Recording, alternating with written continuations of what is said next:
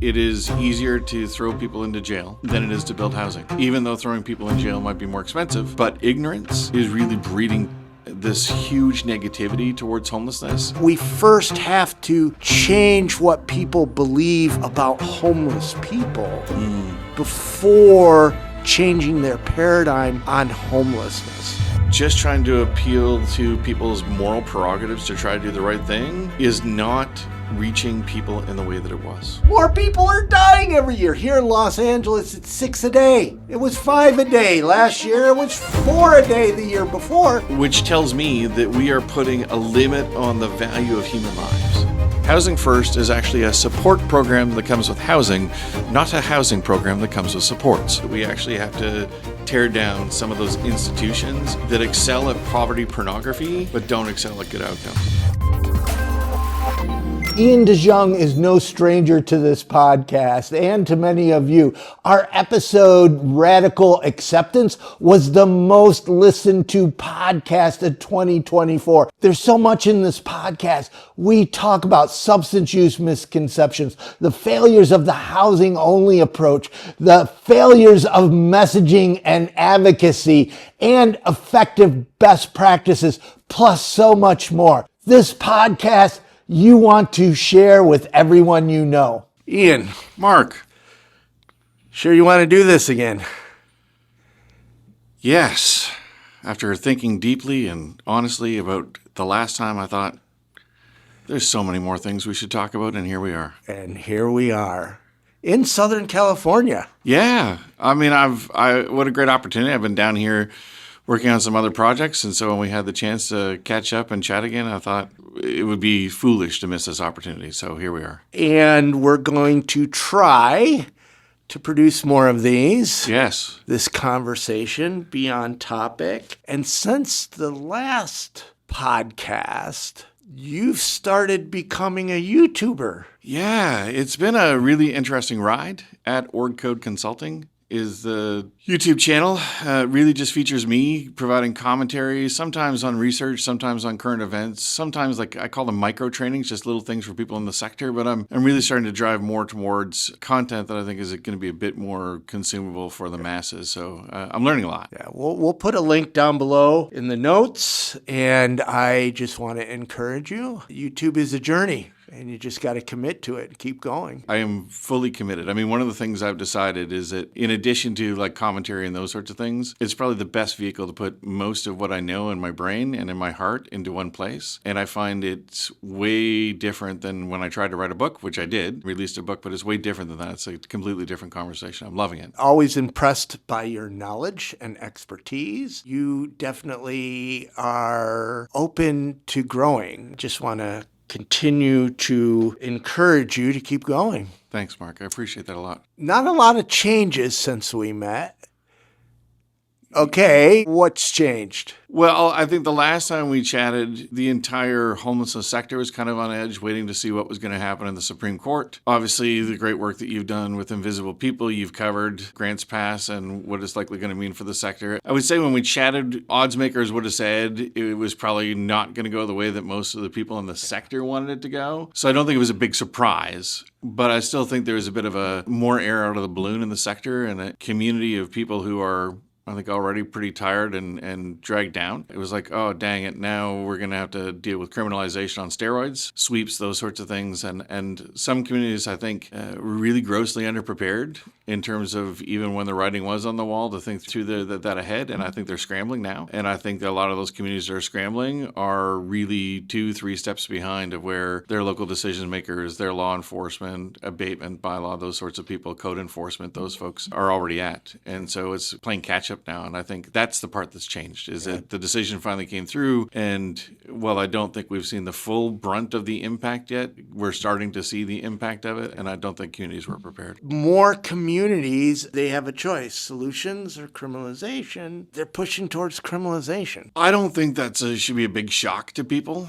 It's the easiest. And generally, as a species, we're remarkably lazy. It is easier to throw people into jail than it is to build housing. Even though throwing people in jail might be more expensive, I think that there are some communities for sure that they've gone from this journey from I am sympathetic about homelessness to now I'm educated, I might be empathetic about homelessness to, oh, I'm kind of angry that there's some encampments out there to now I'm apoplectic because the encampments have been there for a long time and no one has done anything that I see as being effective. That's the response you get from a lot of businesses, resident associations, those sorts of types. We've kind of seen not necessarily the closing of the opportunity to win hearts and minds. At this point, I think the winning over the hearts in particular is really difficult when people are seeing some of the just parts of humanity that they don't want to see. You and I, as housed individuals, just like probably most of our viewers, watchers, listeners, are in a position where they live their life behind four walls for most of their day, right? And especially the stuff that you don't want your neighbors to see or your family members to see, that's private stuff. But when you're living outside, maybe you have a tent, maybe you don't, depending upon what climate you're in and your resources. And more parts of your life are going to be outside. And when people see some of the private stuff in the outdoor space, it drives people bonkers. I'll give you an example. Please. Substance use, right? Using drugs. So the data would show, the data from SAMHSA, Substance Abuse Mental Health Services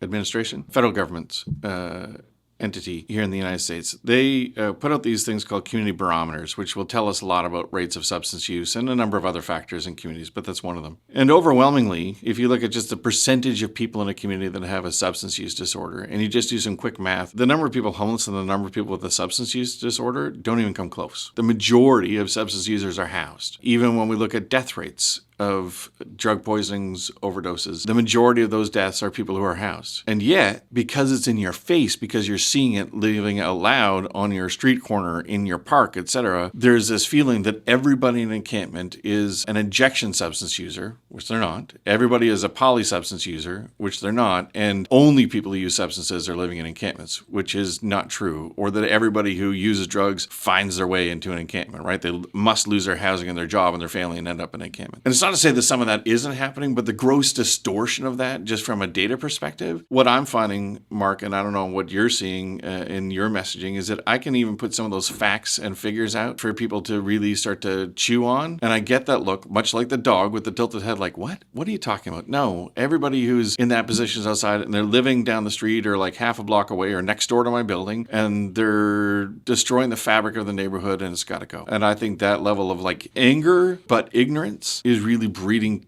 this huge negativity towards homelessness, where our like nice messages about, I've even said it, like it's someone's parent, sibling, or child, or those sorts of things. Like it's not resonating anymore. It may have never resonated to begin with. Fair enough. And the paradigms of addiction and homelessness and how they're connected are so deeply rooted. I feel we as a sector have done very little to counter them. And I believe it's a couple of step process. For every $100 increase in median rent, homelessness increases by 9%. Homelessness is a growing crisis, and as visible homelessness grows, the public is freaking out. Rightly so, but they're pushing for criminalization. Criminalization of homelessness will only make homelessness worse. We need to support evidence-based solutions, which is why Invisible People's work is so very important. Please go to invisiblepeople.tv/donate and give a gift of any size. We need you. I feel we as a sector have done very little to counter them. And I believe it's a couple of step process. Invisible People, we have empowered homeless people to share their own stories. There's a gentleman that I don't even know why this video went viral, where he's in Hollywood talking about how he's a heroin user. And for whatever reason, people like him. They like this guy. So it's gotten up to millions of views and a compassionate response for him. And why I bring this up is that I think it's kind of multifaceted, if you will, that we first have to change what people believe about homeless people before changing their paradigm on homelessness. That's what I started out doing. Now I want to just scream. There's many reasons I want to scream, right? Sure. One of the things that you said earlier, how criminalization costs more. Here in California, it's $152,000 per inmate per year. What we've been doing in the homeless sector is we've been saying housing saves taxpayer money. And I believe strongly, and nobody researches this, but you just look at real world examples such as Echo Park Lake, which LAPD cost for 24 hours was $3.2 million to remove the encampment. And I believe that the public would pay $5 million, $10 million. We're all like, $3.2 million, that you could have housed so many people. And the public's like, yeah, well, you guys have been talking about housing for so long. I just want them gone. Trying to convince the public that housing is a tax savings does not resonate. No, I would say like 10 years ago or so in my career, there were some elected officials that I would say on the more the fiscal conservative side of things, where that was the argument. It was how do I go to someone who's more conservative when it comes to how public resources are spent and convince them that ending homelessness is cheaper than managing homelessness. And I think part of the story in some states and some communities, that did work 10 years ago, right? But because we didn't end homelessness, even with the 10-year plans, and we didn't end homelessness at scale in the way that we've keep discussing, it's like the public, I think, gets to a place of apathy around this idea of ending homelessness and says, well, okay, that was good. We tried that. Can we try something else now? I mean, I'll just use, again, data. I used to be able to walk into a room, talk about something called the At-Home Chez Soi project, which was a 5-city, multi-year study of housing first done in Canada by the Mental Health Commission of Canada, the biggest study on housing first that had ever been completed. And the longest. One of the core findings there was for those that were the biggest service users, every $10 you invested in services saved you more than $21. But where were those savings? They're not in the homelessness response sector because you get someone out of homelessness or someone else to take their spot. We haven't done a good job at slowing the inflow into the system. And the savings were a lot in healthcare and criminal justice, policing, those sorts of things. And I don't know of any on scale, right? There's these little stories of this hospital or this insurance provider helped us get respite beds or open up a small shelter or do a small permanent supportive housing building. But I certainly don't know on the cost savings where the police department says, thank you, you saved us, $2.8 million last year. We're going to write you a check and have that back in the homelessness response system. The homelessness sector is creating savings for others who essentially say, thanks, keep saving us money, but don't expect much from us, at least at scale. That's frustrating. The grants pass decision came down. Sure did. The default response from the sector was, it's the politicians' fault. Nobody took responsibility. And the default response is, we need more money. And one of the podcasts that we did, there's a woman, Mari, is very knowledgeable about working to change policy. And she says the politicians she talks to, they only have police in their toolkit. Because if they call a service provider, chances are an outreach team may visit in a week or two. And the best that they can do on most situations is put that person on a waiting list. So that encampment grows to the public. They want it gone. I feel strongly until we fix that, until we figure out some kind of an immediate response. And I know that's easier said than done because that does take money to do that. And both me and you go back a long time. 100,000 homes. That was the start. I'm pointing at myself here. I went all in on housing. Sure did. Me too. Housing.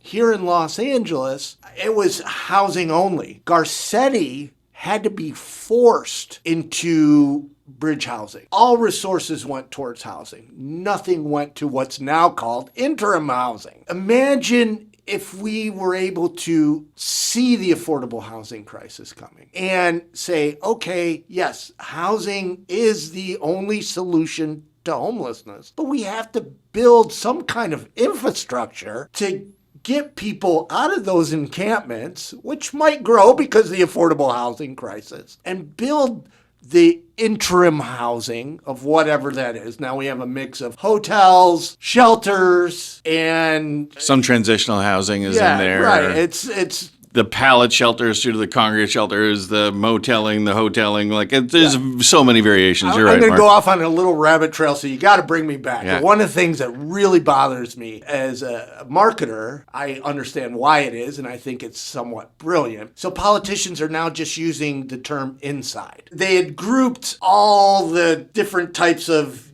tiny shacks to shelters to, hotels into interim housing. But now they're just saying, hey, we got 200 people inside. Like this big generic term. That drives me crazy. Inside, it could have a lot of different meanings. It doesn't mean that person's homelessness is ended. Correct. We have to look at how we created part of it, right? Yeah. Because we did not provide a path for people to get out of homelessness immediately. And people are going to say, well, we didn't have the funding. We didn't have the funding. We may never have the fucking funding. Yeah. So what can we change now? I got a few responses, so I want to go back a little bit to something you said about outreach, and then I want to fast forward to the other part. So on the space of outreach, there are some communities that do have an effective, almost immediate response in outreach. They're rare. In those communities, I'll use Calgary, Alberta, Canada as an example. A lot of the 911 calls are diverted to an outreach team to go investigate when it's homelessness first. Basically see, is it a person in distress or is it a person with service needs? Obviously, if they're in distress,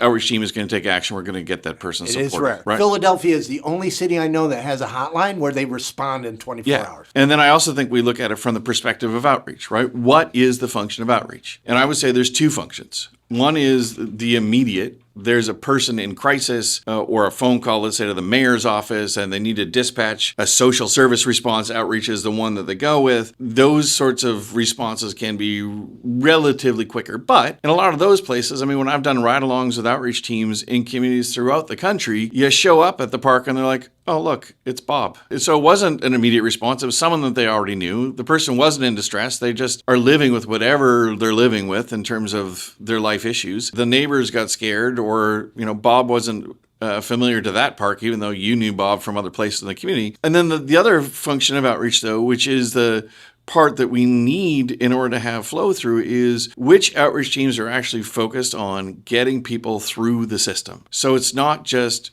soup, soap, salvation on the streets. It really is, I meet with you. I connect with you. I navigate through the entire process with you. I'm not handing you off to 3 other people where you're going to have to relive your story. I'll see you from beginning to end. And those teams are even rarer. But if a community only has those teams, they have no immediate response. And as it gets to your point around it, it takes weeks then for someone to check in. Fast forward. Inside is not a bad premise, right? Messaging wise, I get your point. I think the inside is not a bad idea. What I want to know is what happens when you're inside. Where is the focus of attention? Because if we go back to the likes of 100,000 Homes, the campaign that got so many communities completely riled up and jazzed throughout the nation to want to end homelessness and house 100,000 of the most vulnerable. That was building that community around housing was the most valuable outcome of that campaign. And the part that I didn't necessarily foresee, especially at that time, is when people were talking through the use of housing first. I didn't realize the extent to which they were talking through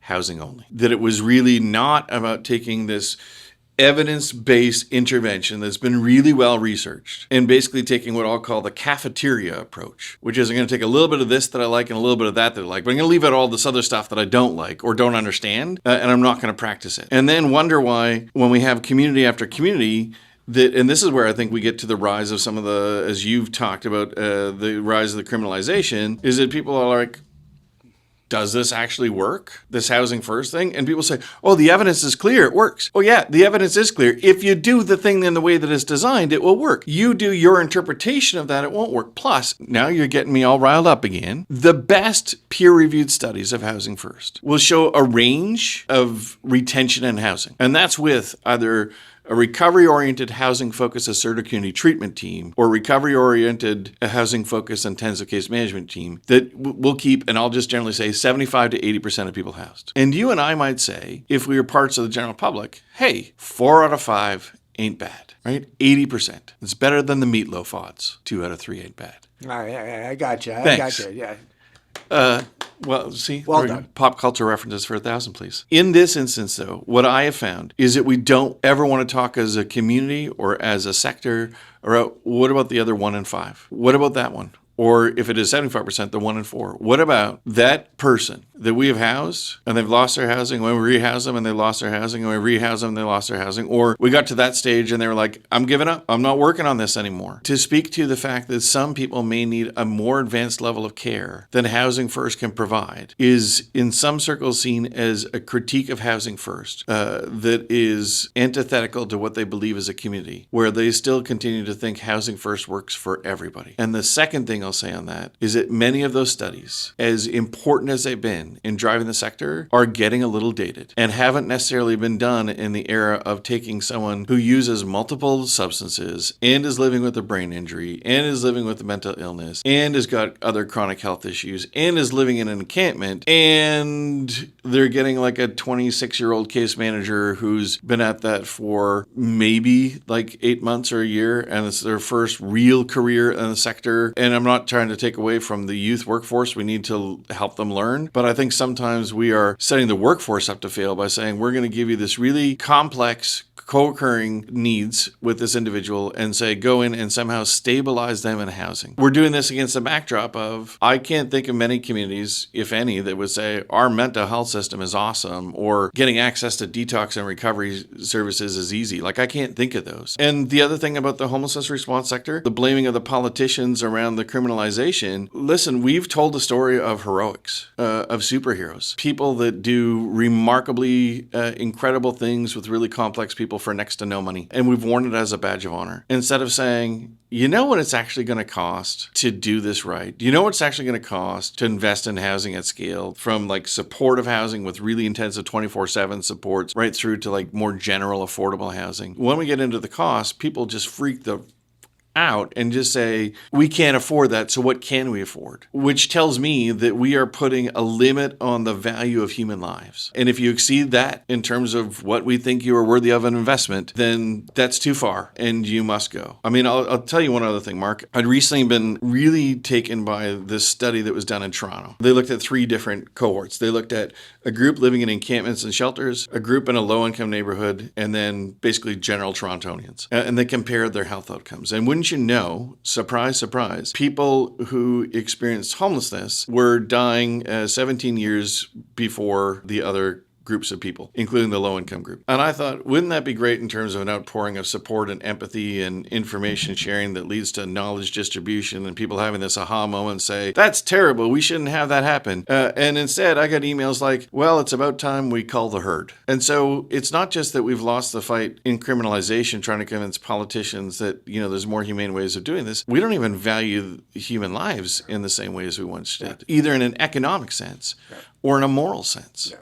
So trying to bring that back in this wave of criminalization, I don't know what the answer is, but I do know that just trying to appeal to people's moral prerogatives to try to do the right thing is not reaching people in the way that it was. You jumped right to our last subject. So we're going to have to rabbit trail a little bit. I've been saying for years that I believe many people, not you, not me, not most of the people listening to this, but many people accept death as a solution to homelessness. And back to what I was saying earlier, they don't value homeless people as human. The only way that I have found to validate this is I did research on how many times news media has covered the growing death of homelessness. So they write about, oh my gosh, people are dying during the summer because they eat. Oh my gosh, they're dying during the winter because of hyperthermia. Oh my gosh, the life expectancy of a homeless person is less and less every year. More people are dying every year. Here in Los Angeles, it's 6 a day. It was 5 a day last year. It was 4 a day the year before. Nothing changes. And we keep screaming, this is horrible, and nothing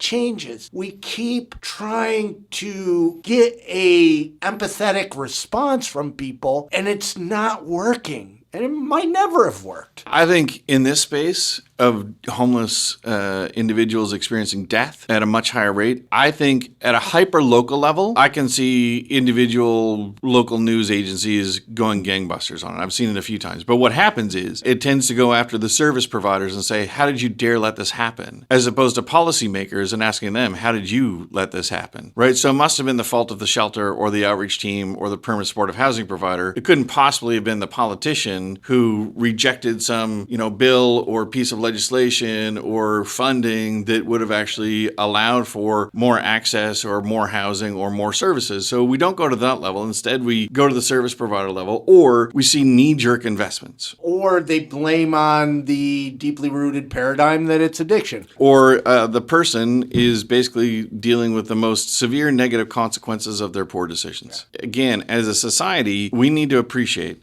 that it's not only going to be in a position, as we've talked about, being more expensive to not deal with this in the way. At some point, especially if we see homelessness continue to rise in the way that it is, there's going to be more housed families that are affected by a homeless loved one. And that, I think, is maybe our only hope, that there can be this collection, much like we saw parents rallying around like drunk drivers decades ago and saying, now we have like Mothers Against Drunk Drivers and those sorts of things. But we need enough people who are impacted by homelessness with the co-occurring crisis in substance use to say enough is enough. Because right now, homeless individuals are not seen as a block of voters. They're not seen as having influence. They have no power. The advocates have relied upon those empathetic causes or the sample size of one success stories. And politicians have had many excuses not to invest in solutions. Congresswoman Judy Chu once said when I was in her office doing something, homeless people don't vote. They don't vote. Elderly people vote. LGBT people vote. We listen to them. Homeless people don't vote. We don't listen to them. And she was right about that. Yeah, even though this, to be clear to any of your listeners, people who are homeless can vote. Oh, they can vote. But they're not seen as a constituency or a block of voters that's worth influencing. Let me clarify something. So you are in survival mode. You're worried about where you're going to sleep, what you're going to eat. You're not worried about voting. And you're like, fuck it. My life already sucks. So no matter how I'm going to vote, it's not going to help me out of homelessness. Right. So a lot of people learned helplessness, just give up. And I remember we were working on a campaign for HHH, where they increased taxes here to build 10,000 units of housing. Yep. And here in Los Angeles, you have these mega shelters with 1,000 people in each one. And I was like, hey, maybe if you set up some tables and offered some buses to be able to take them to go vote, here's 10,000 vote, they'll definitely, and nobody would do it. Oh, that's a great idea. They just wouldn't even do it on our end, because for a homeless person, you've got to remove the barriers, which is often transportation, or, they're in survival mode, or whatever that barrier is. You could have had 10,000 voters, but nobody would do it. So it's even on our side. But going back a little bit, how I've changed. I was a housing first fanatic. Mm-hmm. It's the greatest thing. And we have shoved housing first down people's throats. I even wrote a post on this. So much so, housing first, housing first, housing first, housing first. Then when we went to Helsinki, housing first, what? Affordable housing? Oh my gosh. It was such an eye-opener. I saw it's not just housing first. It's affordable housing. It's eviction prevention. It's outreach that actually works.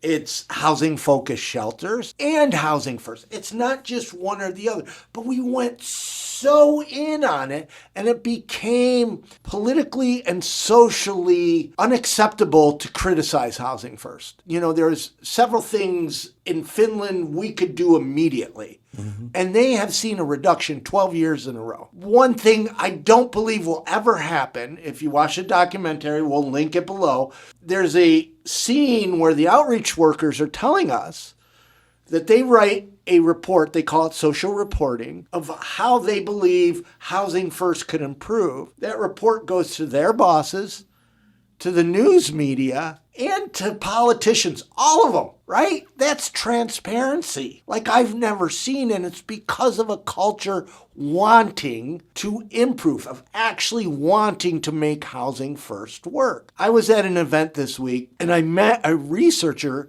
a UCLA researcher who's finally getting funding to research why Housing First is failing. So he's starting off interviewing people that are back outside, that was in Housing First, whatever reason, went back outside. That's his starting point. And he told me something that just stuck in my mind. He said, a year ago, this funding for this style of research wasn't there because you could not talk about the failures of Housing First. So we've had this culture in America, the Housing First, Housing First, Housing First, instead of looking at how do we fix housing so that it actually has the impact that we can scale, because the opposition uses it against us. Sure do. They look at the failures and say, it's not working. And the public is like, well, you promised it here in Los Angeles, right?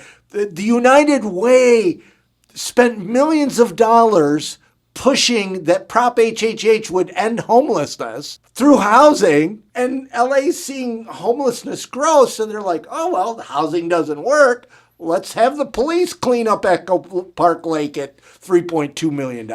There's a couple of things on this one. The research is going to be important. If for no other reason, it will lead potentially to some uncomfortable conversations, right? Like that. I'm clapping. For those that are listening, I'm clapping. Here. We need to have some of those conversations around what happens when you put all the eggs into the same basket and some of the eggs were cracked. Oh, right. I think we need to have that conversation. I think we need to acknowledge, as you noted in your mini rant, is that the housing only part has dominated in some circles. When it was put underneath the Housing First umbrella, it was never actually Housing First. It was called Housing First. So perhaps one of the greatest failures is calling something that it's not. That's like for any of our audio listeners, if I were to call myself a handsome supermodel, that is not true. I'm a middle-aged, bearded dude with a weight issue. This is who I am. But if I were to call myself like a svelte supermodel, and I'm not, then people are going to say, see, failure as a supermodel. You got to name what it is. The second part is that when it's under-resourced to the scale that it is, but we pretend that it's resourced to the point of getting mass effectiveness. The issue isn't the intervention. The issue is the scale and the implementation of the intervention, as I'm sure the researcher will come to realize, right? If we go back to true Housing First, the evidence is clear that it works. When we look at Housing First at scale, or implementation or interpretations of Housing First, or the number of communities that I've gone to that says, we developed a made-in, insert name of city or state, Housing First program. And I will say, how can you do that? Because as soon as you start changing it, it's no longer Housing First. So again, measuring its effectiveness. And it's no wonder, Mark, that some of the entities that are very critical of Housing First have holes to drive a Mack truck through, and it's because of a mislabeling, a misunderstanding, a mispracticing. I'll give you another example. There's a few communities that I've worked with for years now where I continue to actually do training and development on housing retention, which is, let's be clear, the most important part of Housing First. I sometimes have explained it as Housing First is actually a support program that comes with housing, not a housing program that comes with supports. The person has to want the supports for it to work. They are voluntary. They can opt out at any time, but that's the thing we're trying to sell. And instead, there's too many outreach workers or shelter providers that are engaged in saying, do you want housing? Awesome. Let's get you housed. Great. Good luck. Oh, you're back? What happened? And seeing it as a fault of the person, where I say, like, if you actually understood what this is in the journey of supports with people, it would be, oh, wow. Not only did we give you somewhere to live, we also focused on you having something to do and someone to love. That we focused on how you're going to spend your time. We focused on human connection. And people come back and say, well, Housing First doesn't deal with relationships. Well, if you do it right, it does. And those are huge components of the work that I just think are missed. And so the critique is valid in terms of how it's been applied and how the phrasing has been used. I do think we need some updated research in the new reality. Yeah. There's no doubt about that in my mind. I don't think we're going to get the same quote-unquote success rates, which are often retention rates, as we did before. I think it's going to be lower just because the world has changed. But I do think that we need to also look at that which is working and develop those new models, plus saying for the 1 in 5 that it never worked, was never going to work, doesn't matter how many times you try it. Saying the same thing over and over again, doing the same thing over and over again, pleading with people to realize results differently over and over again doesn't guarantee a different outcome. Yeah. I don't mean to keep bringing up Hennepin County, but one of the things that they did that I thought, well, a couple of things. First off, is they took their COVID funding and put it into everything. So it wasn't just one. They put it in community-wide system to build this solution that works. Many communities took their COVID funding and did all kinds of crazy things with it that was not targeted to solving homelessness. Even though that money was for prevention and solving homelessness, what I thought was great about what Hennepin County did, now that they had the evidence and said, okay, look, we made this significant reduction. The COVID money is gone. Can we get more money? And of course it came because they were able to prove that they had a reduction by doing all of it. But one of the things that I think is brilliant, and I even have a video on my phone I shared, because the development part is connected to the service delivery part. Awesome. So they do not build a new Housing First building unless the funding for support is there at the same time. So what has happened in the United States is it's so politically driven. We just got to get the numbers up. Yeah. And to the nonprofits, often there's not the housing stock, so people are put in inadequate housing. There's not the funding for support. In Hennepin, they don't even do it unless there's the funding for support and the funding for retention. It's the way it has to be. I mean, kudos to them. Any organization that wants to enter into the housing development game because they're seeing so many people experiencing homelessness, it has to be thinking through that same lens, Mark, right from the very beginning, which is, if we don't know how we're going to support people, then why are we doing this? And it cannot be kind of edge of the desk. Oh, we'll get like 10% of the time from this worker. And oh, someone else from this other organization said they can give us 2 afternoons a week. And this one nurse says she can come in once every 2 weeks for half a day. Can you believe that? That's awesome. And I will say those all might be great add-ons, but who's the core entity that says, I'm going to journey with this tenant until they realize stabilization? And if Hennepin County is found a way to marry those two things together, that is the way it has to be. Because I've also seen development and then they scramble to try to find support funds, or development under the guise of it's going to help all these people in these encampments and these shelters. Oh, guess what? We don't have any support dollars. We can't actually house them. We're going to house all this other people. So it's a bit of a bait and switch. And I've seen a whole bunch of buildings that were gorgeous when they started that essentially turned into really dysfunctional places to live really fast when they didn't have the 24-hour supports on site to journey with people, or didn't at least have regular engagement depending upon the needs of the people, if it's not 24/7, and just kind of abandoning it to crisis intervention. I mean, if all your staff are doing is putting out fires, you're going to soon create a culture of arsonists. Oof. So let me ask you. Hit me. You know, the default in the homeless sector is we need more money, we need more money, we need more money. Yeah. We do need more money, right? I'm not saying we don't, but more money might never come. Correct. There's layers and layers of bureaucracy. What, in your opinion, could we work on as a sector to improve outcomes without more money? Because if we were able to prove or to increase outcomes without more money, we would get more money. It's kind of a catch-22, but we got to start someplace, and we have to take responsibility ourselves for what we have right now and say, look, some of this just isn't working. What needs to be fixed? What can we fix to improve outcomes without more money? As a lifelong learner in this space, I think, I would say the following. It is time for creative destruction. It is time to tear some things down that were seen as sacred in the sector. And it is time to do that at scale, to essentially say there's some things that would be gorgeous to have in our continuum of care or that make all of us feel really good, but with the crisis at hand, we need to divert some resources elsewhere. So I will say some of those ancillary things that we do to support people maybe isn't the core funding that needs to be going into support dollars. Maybe that meal program, and there's 8 other meal programs going on at the exact same time in the community, maybe that 9th one needs to go so we can reinvest some of that. And people say, but our volunteers and you know, our PR is so associated with that, and we see so many of our patrons come to that door. Duplicating services. It's duplication. So we have to take a good hard look at some duplication and just cut it down. We need to do some education Sidebar with some of the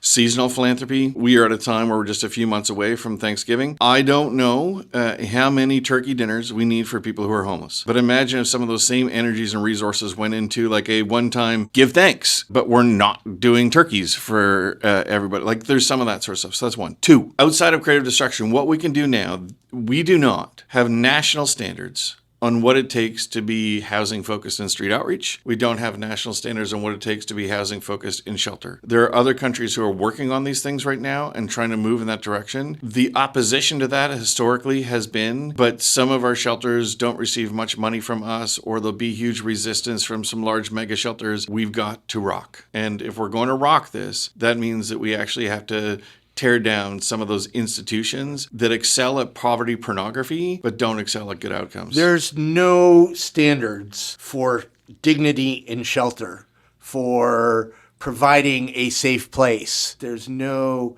way to monitor, because I was in a shelter where we were farmed out for slave labor every day, right? Yep. But there was no quality of life standards for housing or for shelters whatsoever. And in some communities, they have local standards, which is great. But a lot of those local standards are essentially revisiting the same things over and over again, like, as you described, food security and food safety, right? I happen to believe that people shouldn't get sick because they're eating crappy food. Yeah. The dignity part, I also think that maybe like there's some other segment of the population that would like day-old donuts more so than the carbocentric environment within most shelters. We don't have good standards on staff to shelter patron ratios, right? We don't say how many staff you have. And the number of places that have like one staff on for hundreds of people overnight is just mind-boggling. It's warehousing people. It's not serving and supporting people. I think in the space of things like street outreach, we don't have any standards of engagement. So we have some outreach providers out there who say, well, I developed trust and rapport. And I will say, that's great. How are you leveraging that to get the next step in the process? And they'll come back to, yeah, but people like me. And I'll say, that's awesome. But how are you helping people access a safe space in a shelter or housing or reuniting with family or friends? And they come back with but you don't understand. I had to work months to get that trust and rapport developed. I don't want to push it. Oh, I got a pet peeve here because people would say they need a buddy and, I'm building trust. And I'm like, if you walked up with a key for their apartment where they could live on their terms, you'd make an immediate friend. Yeah. You'd build immediate trust. You'd be their best buddy. So the rest of this is bullshit. Well, and I think we do a disservice and a dishonor to people when we lead them to believe one thing, but we're actually trying to achieve another. That also is just not going to work in the space of engagement. So I think some of these like national standards and reaching into that space, or at least statewide standards that will say like every shelter in our state, it receives a penny of state resources. It has to adhere to certain common standards. And I'm not talking about getting into people's business and saying like to the nth degree what needs to be done. I'm just saying things like, can we have some standardized hours of when people can get into shelters? Can we have some standardized reasons and lengths of time that if you're going to ask someone or require someone to vacate because they're seen as having broken a rule or expectation, that like it's not different from place to place to place? Can we at least say in the space of trying to help people realize housing through a process called coordinated entry, which we talked a little bit about in the last podcast we did together, that we focus on coordinated exit, not just getting people into or onto a list, but off the list and into housing. Standardizing those things across the sector, I think, would have a huge impact and can be done relatively easily in terms of the writing. It's the buy-in, Mark, and the buy-in is really going to come back to, but we've always done it this way, or the special snowflake syndrome, but the people I serve are different. 3 things. Yeah. We can do immediately to improve outcomes. Okay, 3 things, Mark? Yep. Number 1, we need to look at duplication of services and get out of duplication. We need to make sure that we're not investing in the same things that can be covered off with capacity in other parts of the system. Number 2, still related to money, we need to invest in change and spend on impact. It might be a great idea, but if it's not moving the needle, if it's not actually resulting in change in homelessness in the community, then we need to stop doing it. And number 3, we need some standards of services at a larger scale for the likes of street outreach and shelters. It's in the best interest of the individuals that use those services. It's actually in the best interest of the service provider. And for all that's good and righteous, why not be transparent and actually let the general public know and elected officials know the standard to which we actually deliver these services so they know what happens behind closed doors?